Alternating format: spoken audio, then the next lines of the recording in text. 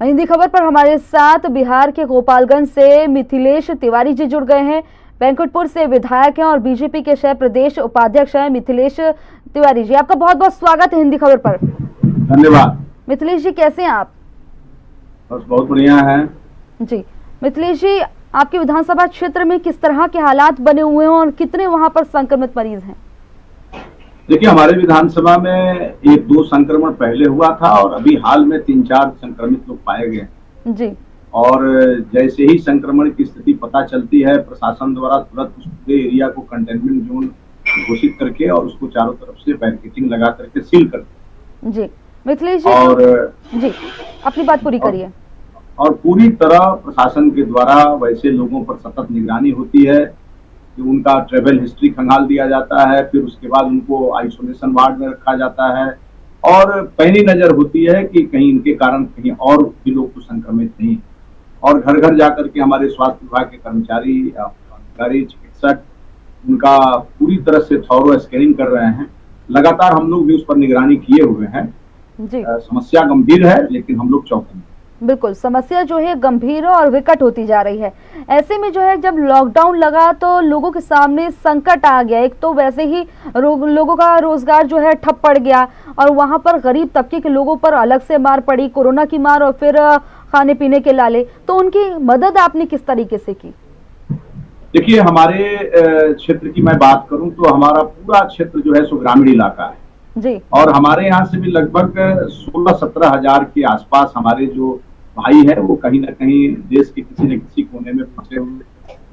Lockdown हुआ, इसका न अंदाजा हम लोगों को था न उन लोगों को था, लेकिन जिस प्रकार की भयावह स्थिति थी और माननीय प्रधानमंत्री जी ने निर्णय लिया और जिस प्रकार से देश उनके साथ खड़ा हुआ, तो मैं बैकुंठपुर के सभी वासियों को मैं इसके लिए अभिनंदन देना चाहूंगा कि हमारे बैकुंठपुर के सभी लोगों ने एकजुट और एकजुट होकर माननीय प्रधानमंत्री जी के लॉकडाउन के कॉल को साथ दिया, प्रधानमंत्री जी के नारे के साथ खड़े रहे और उसका एक सबसे बड़ा जो प्रतिफल है वो ये है कि हमारा जो पूरा क्षेत्र है वो ज्यादा संक्रमण से अभी तक बचा हुआ है।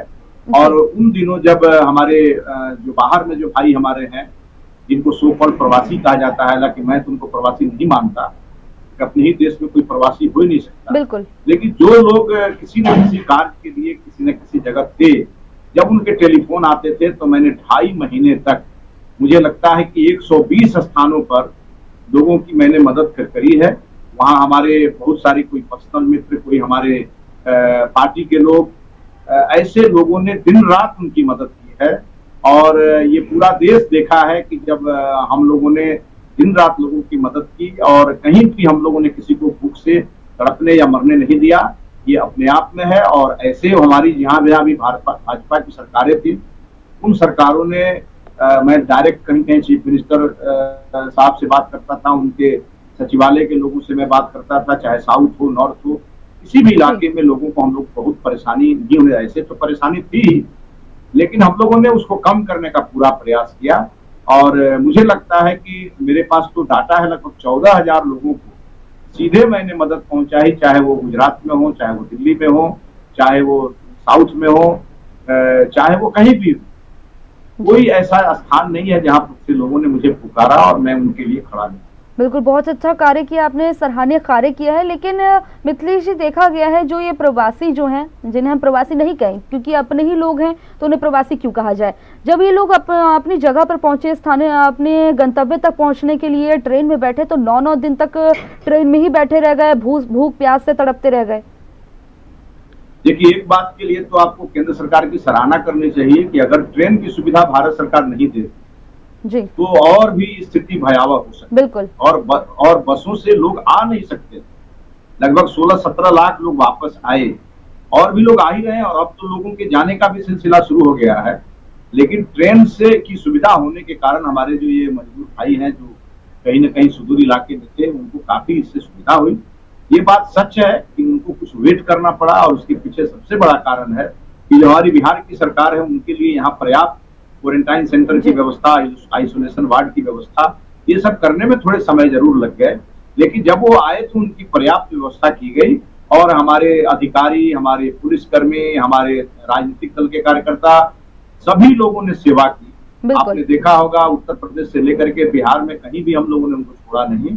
ये बात और है कि कुछ घटनाएं भी हुई और हृदय विदारक घटनाएं जी। उनको लेकर के हम लोगों ने कई बार अपने तरफ से सुख संदेश भी दिया है, दुख भी प्रकट किया है, और मैं तो आज तक उसके लिए मैं दुखी हूँ कि एक ऐसी स्थिति आई देश में कि इस स्थिति से न राजा बचा न रंक बचा। बिल्कुल। लेकिन इसी बात का संतोष है कि जो दुनिया के बड़े बड़े देश थे उन लोगों ने इस कोरोना के सामने घुटना टेक दिया, लेकिन भारत ने इसका मुकाबला बहुत बहादुरी से किया और आज भी हम कर रहे हैं। बिल्कुल, हम लोग आज भी बहादुरी से इसका मुकाबला कर रहे हैं।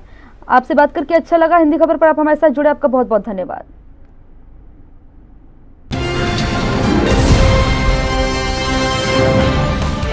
घंटी का बटन दबाइए और हिंदी खबर से जुड़ जाइए।